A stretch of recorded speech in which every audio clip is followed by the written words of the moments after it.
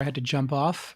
We had an onboarding call. When a new advertiser advertises, in this case, OpenPhone.co, cool company, kind of like if Slack was for phone numbers, it's pretty cool. You can basically give everybody your company phone numbers, and instead of people using their mobile phones, and then they leave the company with your entire client base and their phone, and you don't even know the numbers of your phones if you're the CEO of the company, and you have 5 salespeople, 3 leave, and they leave with the entire phone book of the company. So we do these onboarding calls, and I'm on them, and I do that to give us as a podcast and a community a little bit of an edge over the other podcasts. What's the edge? Well, the edge is the people who spend money on this podcast. I like to make them feel that I appreciate it, because I do. And the money that they spend on the advertising here is why I'm able to have such a kick-ass team like Justin, Rachel, Charles, and Nick, and then Molly joining us. And so I always like to do the onboarding call. And then if we do the onboarding call and I understand their product and their goals, and I hear it directly from them, and they ask me questions, and the chances of me doing a better ad read, I think, go up 30%. And I always tell them, like, hey, listen, if you want to give me notes, here's my email. You can, if I did a good job on your ad read, great. If I could do better, or you want to change something, go ahead. I don't mind. I'm not above it. Like, I don't need to do this for the money anymore. I could literally just turn on a live stream every day and just talk to you. And I'm not saying that like I can fire everybody. Sorry to the producers, it came out the wrong way. But I'm saying, like, I don't need to do this for the money. I do this because I love the impact this has on the world. Like, This Week in Startups has a big impact on the world. Let's face it. Somebody who was on the program recently who we invested in said they were watching the show for 7 years. Then I invested in them. Then they were on the show, and that was surreal. I meet y'all on the street. You see me at a party. You see me in Austin. You see me in Miami. Just stop, say, what's up, J. Cal? Love the show. If you got a great episode or a guest, just be normal. I'm a normal person. You're a normal person. You want to take a selfie? Totally fine. Just ask. If I'm with my kids, it's okay. Don't take a picture of the kids, but I'll take a selfie with you. I don't mind. If I'm at the park with my kids and you're at the park with your kids, come say hi. It's totally cool. Just be normal. All right? Don't make it look weird. Don't follow me into the bathroom. That's weird. If you're sitting at the table next to me at the restaurant, say hi. It's like easy breezy. No big deal. All right, we got to do a couple more news stories for today's show. You, as the Noti gang, get to hear the stories first, and you get to hear a little bit of the background of, like, our own, like, real-time analysis of this. And let's pull up my notes here. I think we left off at Tether, and before I had to jump off of the call. So we'll talk about That's Tether. correct. And if you guys have questions that you want to ask me, I'll do a couple Ask Jasons at the end, maybe. All right, we did our Theranos. We did our NFT. Nike and everything. That was a good segment. I feel like it's a strong show. Let's do Tether. 3, 2. Okay, quick update from Tether. Hashtag Tether investigation. USDT is now the official currency for a shadow government in Myanmar. And so yesterday, Bloomberg reported that a parallel government in Myanmar is going to use Tether as its official currency. This is very complicated international stuff, but basically what you need to know here is this isn't a good sign.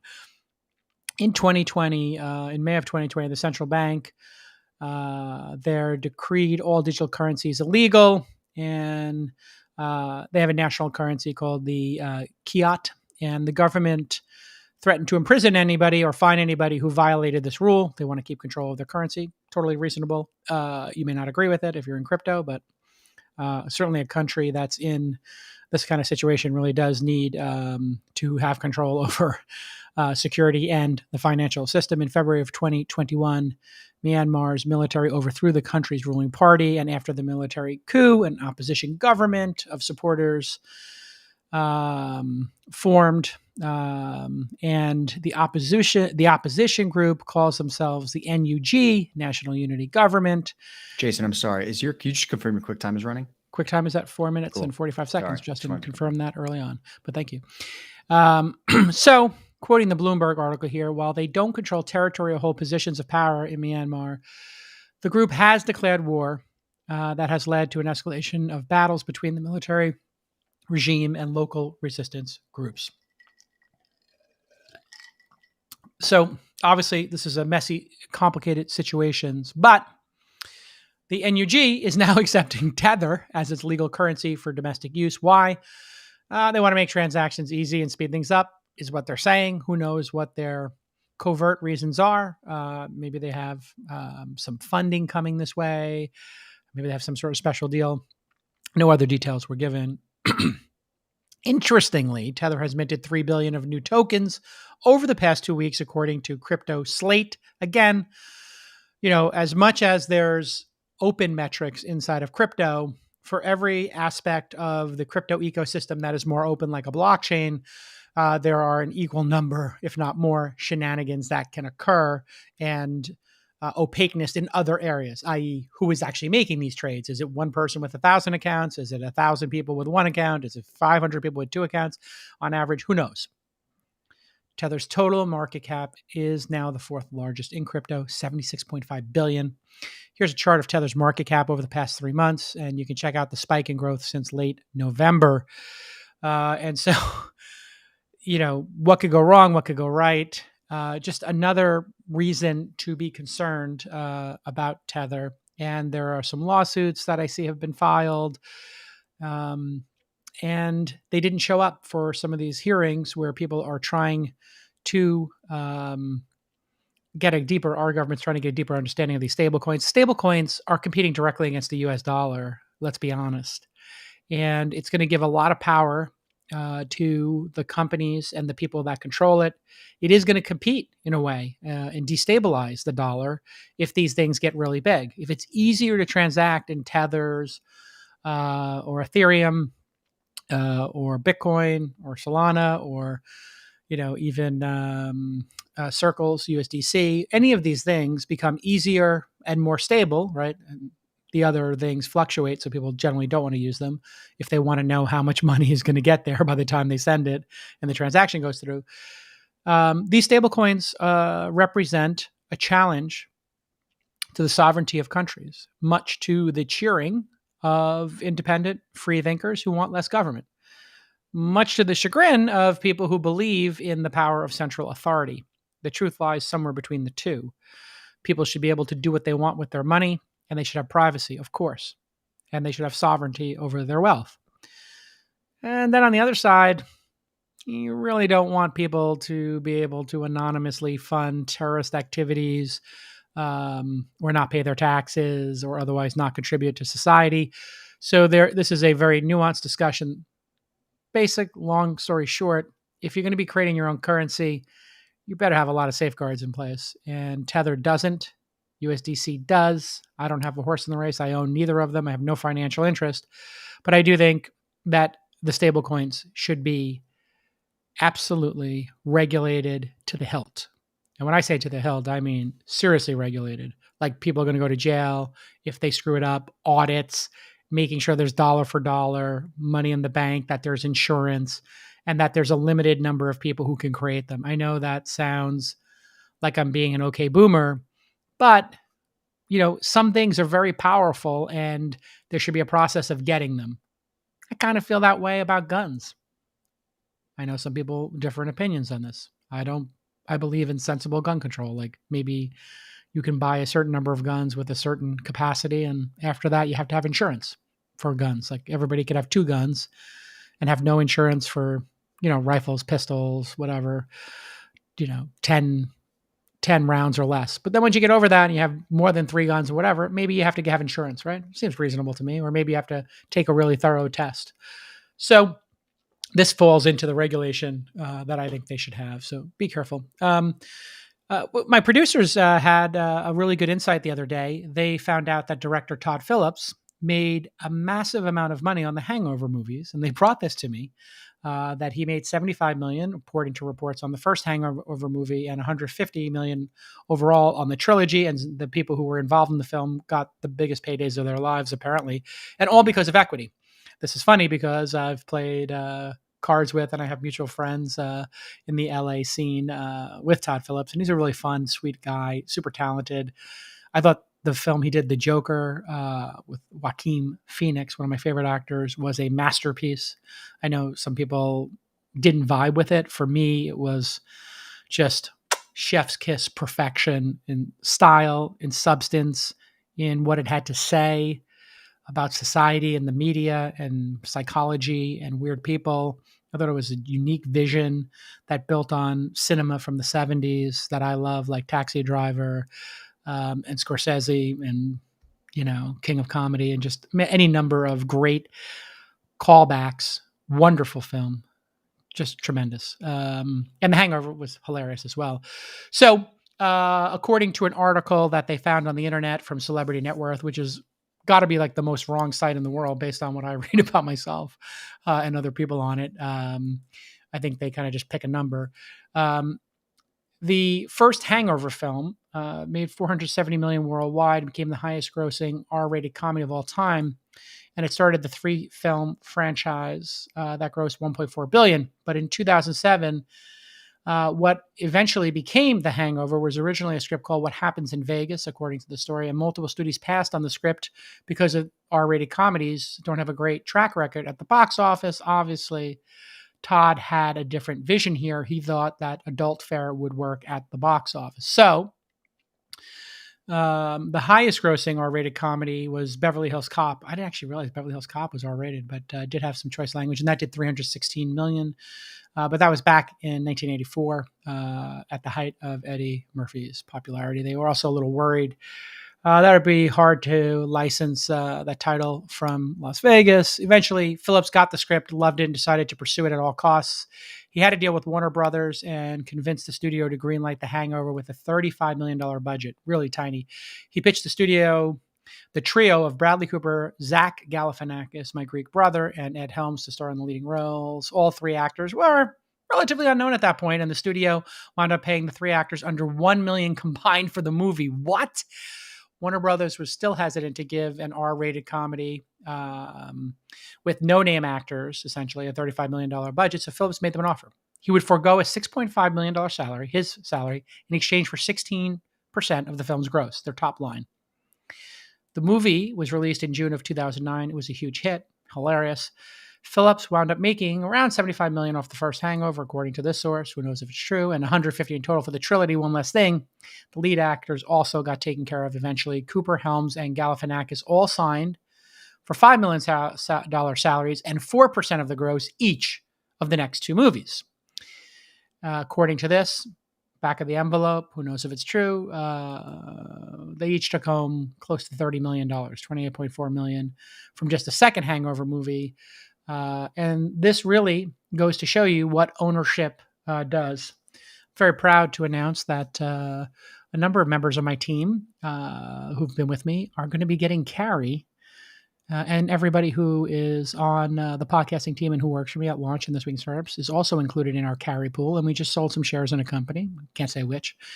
And last night, from my former chief of staff and now managing director, Ashley, sent me the waterfall. And so not only am I getting my carry as I do as a GP, my entire team is going to get a little tasty poo. They're going to get their beaks wet. And the great part about that, I was talking to a friend of mine, was who is concerned that I work too hard. He said to me, "You work so hard, J. Cal. Let other people do some work and, get back some of your time." And being able to have upside, equity participation, really makes people feel appreciated. And nothing is going to make me feel better than having this great funnel of my carry flowing in, not just to me, but to the rest of the team. And so they all get a little taste. And hopefully I get to buy everybody on my team eventually a condo or a house. And my God, what a great legacy that'll be when I retire if I bought all their houses. That is my intent. So for everybody on my team, I do appreciate the hard work. And you make me look real good every day. And this Todd Phillips story is also heartwarming because he took a bunch of actors who were making less than $1 million combined. And then they got to get a $30 million Leonardo DiCaprio level payday. That's George Clooney money for Zach Galifianakis, life-changing money. So if you're not getting equity or upside in the company you're at, you don't have equity participation. If we learned everything over the last couple of years, equity participation changes you from being a wage slave. So maybe a little bit of charged language there, but if you're just getting a wage, you can pretty much define your trajectory. 6% raises, you're making $20 an hour in your first job, and just 6% a year for 20 years, figure out where that puts you an hour. And then at some point it caps off. I'm writing about that in my new book, actually, because I talk about equity as the path to being self-reliant. So fight for equity, get equity, and earn the equity, right? So understand equity, fight for equity, and then earn your goddamn equity. Put in the work, do the work, and make your boss really, really incentivized to give you equity. I am absolutely thrilled to give equity to my teams because it keeps them around longer and it's vested over time. So what happened here with The Hangover was if they did not get paid well and didn't have this equity participation, the studio would not have got Hangover 2 and 3 and had that money printing machine. What they did was they ensured the band would stay together, and the band, in fact, stayed together. That trio did all 3 movies. You can't say that for Jaws or other films, right? It's really hard to keep the band together sometimes. And so one of the great things about venture capital firms is everybody gets their carryover vesting schedule. So you can't just pop in, hit a winner, and then bounce. You got to stick around for a couple of years. I think most GPs, their agreements are 7 years or 10 years, basically the life of the fund. If you leave early, you lose that percentage. If you stay for 7 of the 10 years, you get 70%. If you stay for 5 out of 10 years, you get 50%. So you got to stick around, and that's good. Sticking around, if you're appreciated and you got equity participation, really smart move for people in their careers, because now you've moved from being just, a person who has to make a wage, and the only way to really be, to make it as somebody getting a wage is to be what I call a virtuoso. If you hit that virtuoso category, Steph Curry, LeBron James, pick whoever it is. Todd Phillips as a director, Steven Spielberg as a director, George Clooney. The virtuosos do get paid incredibly well. We would all agree. But that's the top 2% of any field.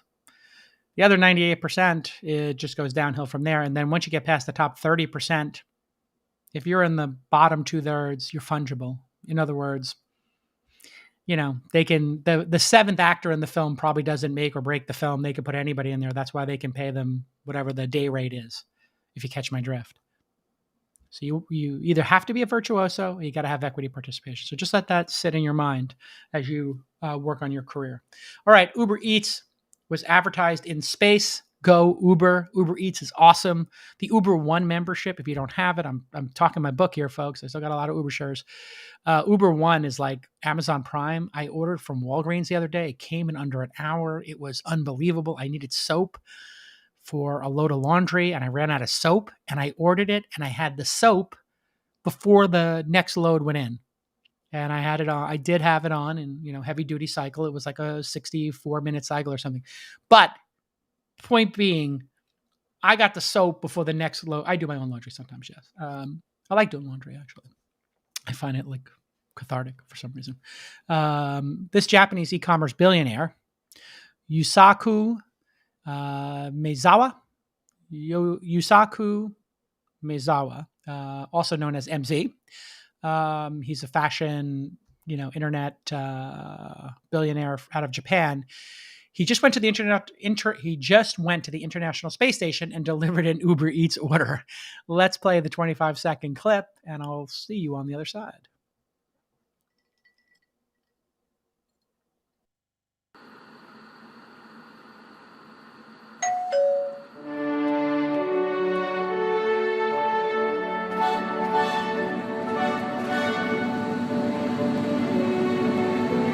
Hey, Uber Eats. Thank you. 今配達していないところへ次々と Uber Eats. All right, there you go. Congratulations to the Uber Eats. MZ is also going to be doing a ride on SpaceX. I think he's doing the ride around the moon, which is like a big, big deal. And I don't think that, it's different than the one they did, the 4-day one. I think he's going to be, he bought all 9 available passenger seats on the first SpaceX Starship flight around the moon. And he opened up a public application process to give away 8 seats for free in a project called Dear Moon. That flight depends on when Starship is done. and we know Elon's hard at work at that in Boca. So if you want to keep up with MZ and his space adventures, you can follow him on Twitter. You suck, MZ. I kid you not. MZ is his title is You Suck, MZ. So congratulations to him. And we will see you all next time on This Week in Startups. If you got ideas for the production, email our producers at thisweekinstartups.com. If you want to come to a live meetup by founders, for founders, thisweekinstartups.com/meetups. And if you missed our startup checklist, it's 100 items on the checklist. We'll probably make it into an ebook or an actual book. You can go to thisweekinstartups.com/checklist. This is for you as a service to the community. As another service to the community, we're just wrapping up Founder University. It is a 12-week course. It's free. We had 100 founders go through it. Founder.university. We're going to do it 3 more times in 2022. This is a 12-week course. I come to 2 of the weeks. I invest in a couple of the companies, it seems. I'm on the hook for investing in 1, but I think, spoiler alert, I'm going to wind up investing in 3. Incredible course that I'm doing with my team here. And people are saying it's life-changing. So go ahead and apply at founder.university. It's free. We charge you $700 to hold your seat so you don't burn it. And if you come to all 12 weeks or you have an excused absence for a week or 2, that's reasonable. We just, on Stripe, charge back your $700. So we came up with a very cool way to incentivize people to complete the 12 weeks. Again, producers at thisweekinstartups.com. If you have ideas for a Guess the Fake Startup or a guest, if you are a PR person or marketing person and you would like to get your client on this show, do not email us. Do not pitch us. Because I've instructed my producers, if a PR or marketing person emails us, put the guest in the penalty box for a year or 2, because I don't want PR people defining what's on the show. I want the fans defining what's on the show. My producers finding really interesting stuff. That being said, if it's a top 100 guest, by all means, you can have your comms people call us. So I would love to have Bill Gates and Sundar, Satya. There's some heavy hitters out there we'd love to have on. Elizabeth Holmes, either from jail or Elizabeth Holmes from jail or call. Yeah, it could be a call in. I would pay Elizabeth Holmes $250,000 to do her first post interview for 2 hours. If she sat with me, somebody can tweet that right now. $250K. Elon, yes, Kalanick. Please, my close friends, I don't have them on the show because it becomes too, problematic. So they can be on other shows. All right. You don't need, they can be on other shows. You don't need to hear me. But Elon said he's going to come on all in. So that's going to be fun at some point. Maybe the 100 guest. Kathy Wood I had a great interview with. And if anybody has the secret tape, did we find out, producer Nick, if the Kathy Not Wood yet. tape? Haven't heard a peep about it. Keep emailing them and CC me. Okay. I did that for them as a favor. Email the CEO of 500 Global. I will. Christine will get it to us.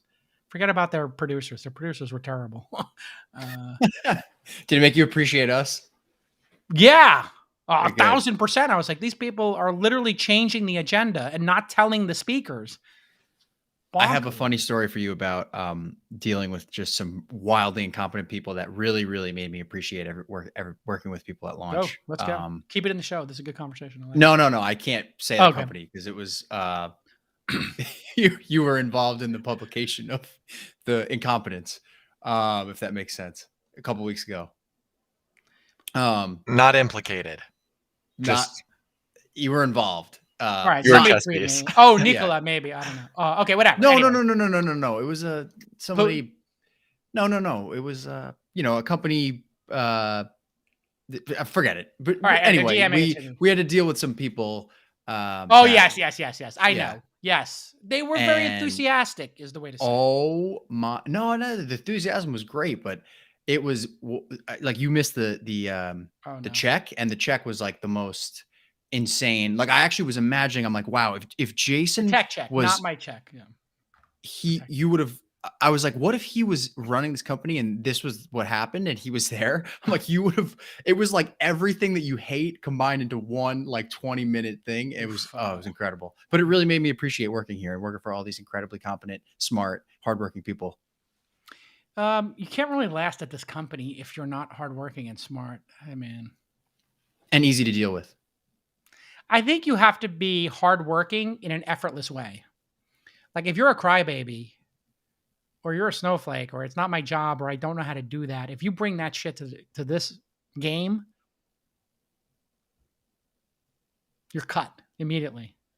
Literally. I mean, I don't, how many different ways do I mean, literally, I literally had an assistant at one point. The dishwasher's not working. And I'm like, try to fix it. She was like, I don't know how. And I just put up YouTube. I typed, dishwasher, the brand name won't, pooling water. And there's a video and it's like, pull this out. There's stuff in there. It'll drain, run one cycle. So I did it and it worked. She's like, that was incredible. I was like, yeah, YouTube's pretty fucking incredible, isn't it? Like literally everything. I fixed a cotton candy machine this weekend at my daughter's birthday party just by watching the video on YouTube. They were like, if your cotton candy machine's not working, it's because there's too much sugar in this thing and you just open it up, take these 4 screws out, and then you just get a Brillo pad and you do it. So it literally was Brillo padding a machine. And that's like what my tweet was. I don't know if you saw my tweets this weekend because I was a little pissed off at all the complaining and whining. And it's just like, stop whining. We live in the most opportunistic time of our lives in the history of humanity. There's never been more opportunity. All the knowledge is online. Any job you want to get, you can do. I'm thinking about creating a life university. A crybaby university is my new idea. If you're a crybaby, you come to this university and then I make you a warrior. In a crybaby, in Snowflake, out samurai. From Snowflake it can't be to opt-in samurai. though, right? You have to be sent there. It's like boarding school or military That's school. what it is. Yeah, it's like what they sent Paris Hilton to. Whatever that like crazy place where they're like, you don't listen to your parents. We're sending you to Utah. Like that. We got a good question on Okay. this. On the I'll take a subject. question. Wait. Before we do the question, do the intro real quick. Do the intro. Intro first, then question. Sorry. It's at the bottom, right below. Oh, the now it's Japan at the bottom. story. Okay, I gotta go. Oh, I can put it up top if you want. Two No, seconds. it's okay. I'm trying to find. There's just a bunch of stuff at the bottom. So going to the bottom means there's 5 of All the right, I'll pull it to the top then. Okay, I got it.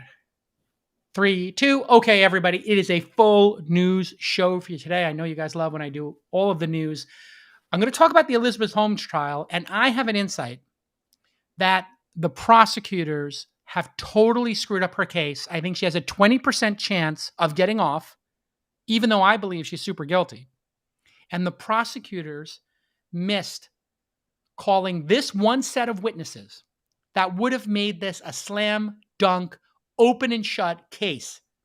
And Silicon Valley Columbo himself, Jason Calacanis, has cracked the Elizabeth Holmes case.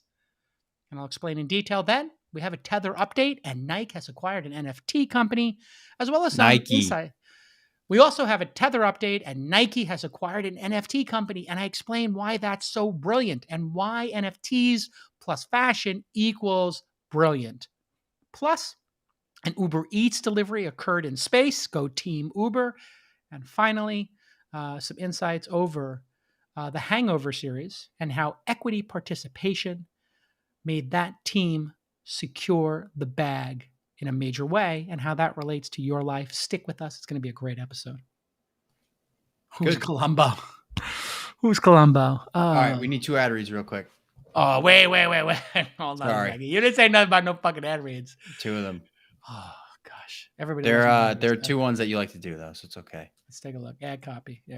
It's Our Crowd, Fiverr Business, the first 2 at the top. Micro. Oh, we just changed. Can we just grab it like okay, everyone, thanks for watching. We'll see you tomorrow as well. He did that at the end. I'll do it You one sure? more time. Yes, positive. 3, 2, 3, 2. Okay, everybody. Thanks for watching. Do me a favor and subscribe to our YouTube channel, youtube.com/thisweekend, and write a review and then take a screenshot and share it on social media. And at JasonMe, you can write that great review on the iTunes, Apple podcasting app, or wherever else you can write reviews. Thanks so much. We'll see you tomorrow. Bye-bye. All right, Our Crowd, then Fiverr Business. Okay. Our crowd. Maybe my moment. Here we go. 3, 2. All around the world, tech companies are innovating and driving return for investors. Hold on, I got this in the wrong spot. I'm going to move it to the center because I look like I'm looking to the right. 3, 2. All around the world, tech companies are innovating and driving returns for investors. Well, our crowd analyzes many of these companies. They search across the global private market. Then they select the ones with the greatest growth potential. And finally, they bring them to you. From personalized medicine to cybersecurity to robotics, one of my favorites, and quantum computing, and so much more. Whether it's in a state-of-the-art lab, a startup garage, or anywhere in between, our crowd identifies innovators so you can invest when growth potential is greatest. And we all know that's early. Our crowd's accredited investors have already invested over $1 billion in growing tech companies, and many of their members have benefited from 46 IPOs or exits. And now you can truly diversify your portfolio by investing early in innovative private market companies at our crowd. Join the fastest growing venture capital investment community at ourcrowd.com/twist. Once again, that's ourcrowd.com/twist. And you can sign up for free and start reading all those deal memos. And you can read those deal memos and get super smart. And then place a bet if you're so inclined. All right. They may not like that, so maybe check. Maybe they don't like placing a bet. For business, 3, 2, if you're trying to nail an important project before the end of the year, you might need some extra help, right? It's really hard to get people. Look no further than Fiverr Business. That's Fiverr Business. Fiverr Business puts a world of expert freelancers at your fingertips so you can get any project across the finish line and be proud of the work. Plus, they have everything you need to seamlessly integrate your new team members into your workflow. We love Fiverr here at Launch. We've used it many times, and I've told you this story before, but I was going to another country, Australia. I wanted to find all of the founders and investors and capital allocators and technologists and journalists there. And my team was like, Cal, we got to book tickets and speakers and sponsorships. We got a lot to do. Well, I said, don't waste your time. Get on Fiverr. They went on Fiverr. They hired researchers. Zip, zip, zip. Easy peasy lemon squeezy. Now we've got thousands of names and in some cases emails that this researcher got for us. And then we started inviting them to the event and we started emailing them saying, hey, we're doing an event. Do you know of any great speakers? And man, we started on third base. We had a full house the whole time. And we probably wouldn't have gotten to it and the event would have been half the success it was. So thanks, Fiverr. Stop wasting time searching for talent. Just leave it to Fiverr Business. They have a team of dedicated business success managers that will help match you with the best talent for your team. No more endlessly guessing and interviews. Plus, you can save and share your favorite freelancers for future projects, like we did with the researcher. We actually did use that researcher to research other podcasts and their advertisers so that we could come up with advertising targets. We actually did that. So find the freelancers you need to give your next project the boost it needs to finish strong. Right now, you can sign up for Fiverr Business absolutely free for the first year. You're going to get that 1 year free and you're going to save 10% on your purchase of Fiverr Business with the promo code JASON, JASON. Just go to fiverr.com/business and don't forget the promo code JASON, FIVERR.com/business and use the promo code JASON. Good. Done. All right. You said I got to do this inside State of the Union. Yeah. Which would be fun. That's at, you can look at the @inside Twitter handle if you want to go to that. Somebody can put the sign up form in the. It's being restreamed on our channel. Oh, it'll be on the stream. Paired. Okay, so if you're a Noti Gang member, I'm going to be on at 3:30, I think again. Another 4:30. 4:30. I'll be doing that. 4:30. Okay, great. You want to do one question? I'll take a question. Sure. Boom. One question. Okay. One I'll find a question, good then one. everybody's gotta Oh, go to shoot. that. You can Hold just, on. if you don't have it, I can just say. Yeah. I saw a really good one before.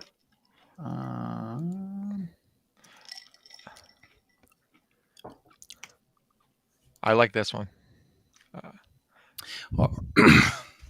He got me again, OG, Bob G.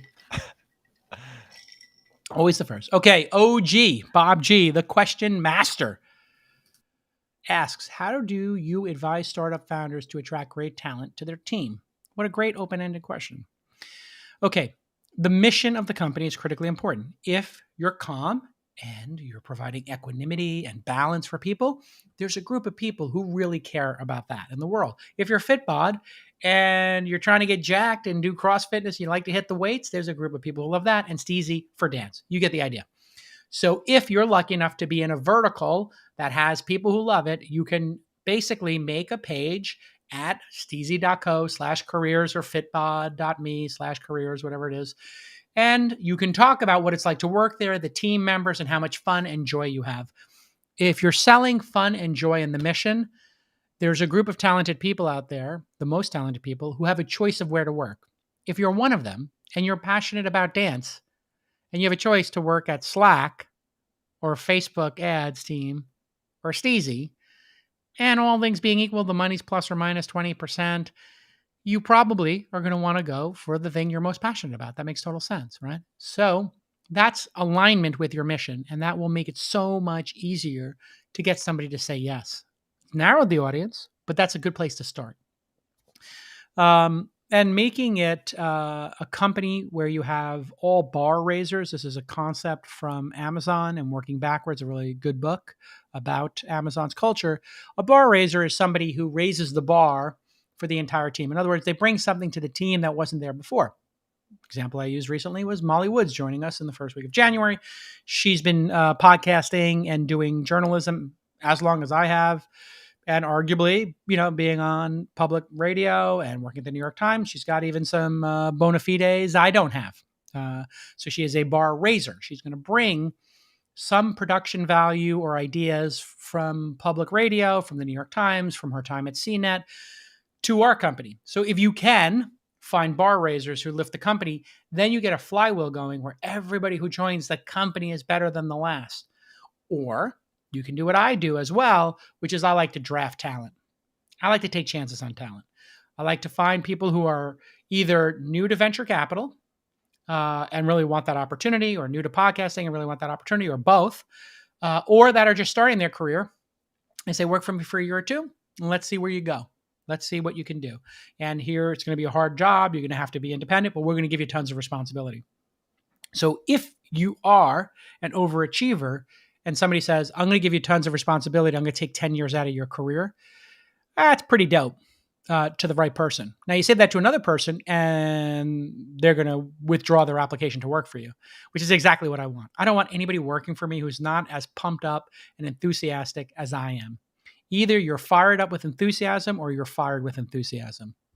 Period. Here endeth the lesson. And now you play the clip from Sean Connery in The Untouchable saying, here endeth the lesson. Nobody knows that reference. I have no idea, but we got to wrap. Is that where he's walking around the table with a baseball bat? Is that Sean Connery? No, that's not Sean Connery. That's... What's that? Because that's a lesson. that's a different type of lesson. That's team sport baseball. Here endeth the lesson. Sean Connery. The Untouchables. The Untouchables, yes. All right. Bye, noties. No, don't end. I'm not hanging up. I'm just letting them know.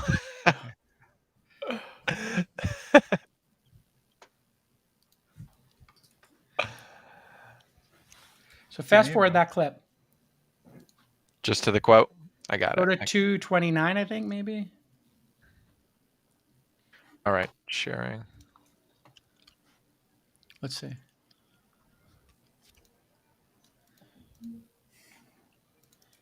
Are you playing it or no? I just gave you the link. Yeah, I've got it. Queuing Just it fast up. forward to it. No, wrong one. I Wait. gave it to you in the other chat room. That's at the end when Elliot Ness uses the same line that he learned from Sean Connery. Sean Connery teaches it to him first. Okay, you did it in the restream chat? I did Where'd it in the you do restream chat. I'll do it here. All right, I see it. 229, 247, something like that. I can't click on the link in the restream chat. If you, I put it in the other one. Twist Taping. Got it. Thanks for bearing with us, Nody. Just keep me on the screen here. I'll talk over it for the noties. Just as a special nodie. You know how Jake Howe loves film, and I can tell you some of the great scenes in all the films. 247, please. Who would Thank you. claim to be that who was not? Oh, A little louder. All right. There you go. Hit play. Are you going home now? I was about to. Well then, You just fulfilled the first rule of law enforcement. Make sure when your shift is over, you go home alive. Here endeth the lesson. And what you just saw there is a critical moment where Sean Connery is a beat cop, and he's a good cop in Chicago who believes in the law.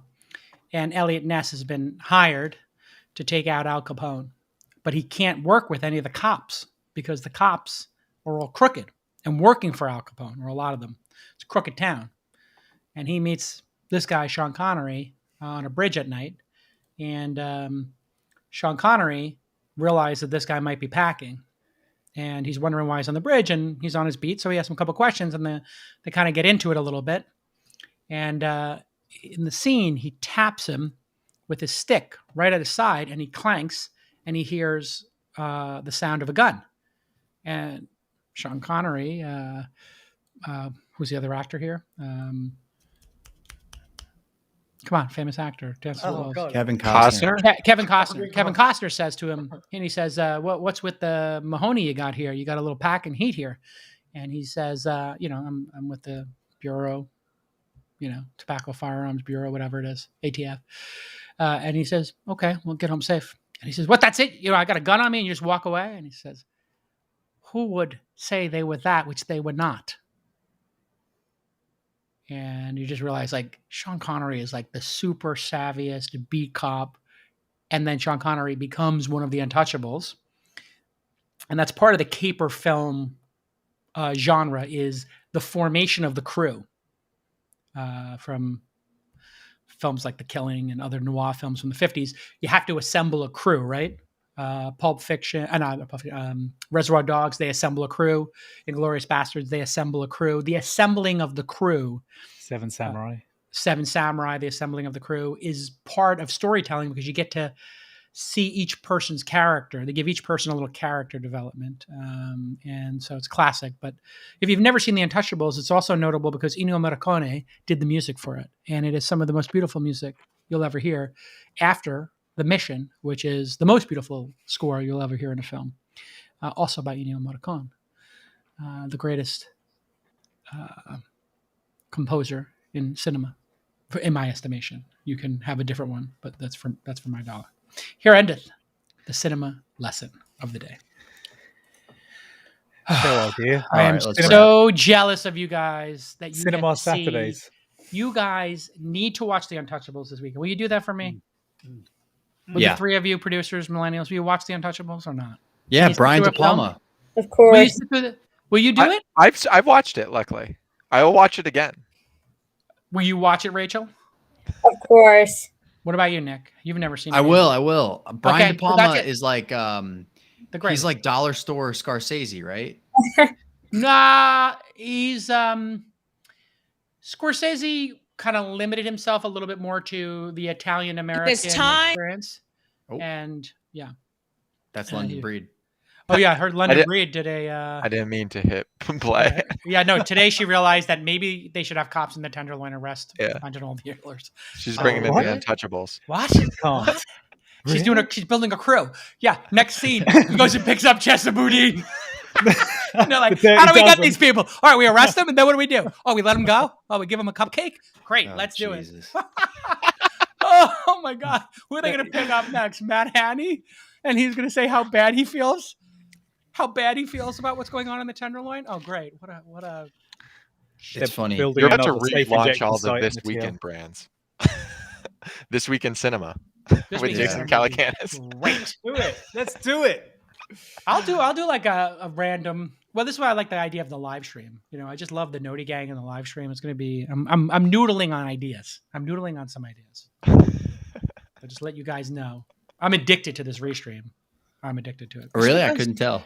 I just love I love our behind the scenes conversations. People like the behind the scene conversations, and I'm noticing the videos on YouTube get 4,000 or 5,000 views in the next couple of days, right? They're getting views, and I think the numbers are going up. And if everybody thumbs it up, more people find out about it. I think it's going to become like a regular thing for people to just tune in. And I like it. We have 2 amazing interviews tomorrow. I can't say either of them, but we can't do either of them live because one of them is with an anonymous person who's going to use a voice changer that may run a very popular Instagram account in venture capital. Oh, yes. It's gonna be so Yes. good. And the other one is CEO of a $100 billion public company. Yeah. Oh, we're getting all of them. Yeah. Twilio, Jeff, Equally as life. Dara, Uber. What is Rachel saying? Said equally as life, JJ. Those two. And this person too is kind of crazy in a good way. He's kind of a it's crazy going to be person. somebody just guessed it in the YouTube chat. Yeah. I would actually really enjoy a Jeff Lawson Twilio debate with the guest tomorrow. I think they're both right. They have very equal, different like styles. Ooh, very Enterprise, different styles. Yes, but that would very be a different great. styles. Keep that in mind for the All In Summit. All In Summit, that might work. Yeah. All In Summit, Miami. Oh, this guy's perfect for the All In Summit. He's built Iconoclastic. for the All-In Summit. Oh my god. I'm halfway through this book, and I mean, you're reading the book, right, Justin? Yeah, I just. I finished also. it. Started I mean, reading he's it just 'cause I like- love the guy so much. He's like, I made a terrible venture capitalist Stop. because You're I gonna give it like away. to. You're gonna give it away. He's like, I made a terrible venture capitalist because I like to move fast and people move slow, and I like to have opinions, and I don't like to build consensus. And it was just like, whoa. Yeah. He's like, I tell people when they say come back, when they say I'll come back in a week with my thoughts, I say, why not 2 days? Yeah. I'm Business like, is war. okay. Business is war. I'm like, oh my god, this guy's This guy's guy's like awesome. Sun Tzu. yeah. This is going to be a crazy interview because you got crazy me, Yeah. and this guy's crazier than me. Yeah. You got to get he's- fired up he on is. some coffee or something. I'm gonna, Yeah. yeah, absolutely. I'm gonna be. All right, I let's need to end the get that stream cafe before we con give it leche. away. You need to get me that Miami cafe con leche. Yeah, Woo. yeah, yeah. Uh oh. Look All out. right, I'm gonna end the stream. Bye, everybody.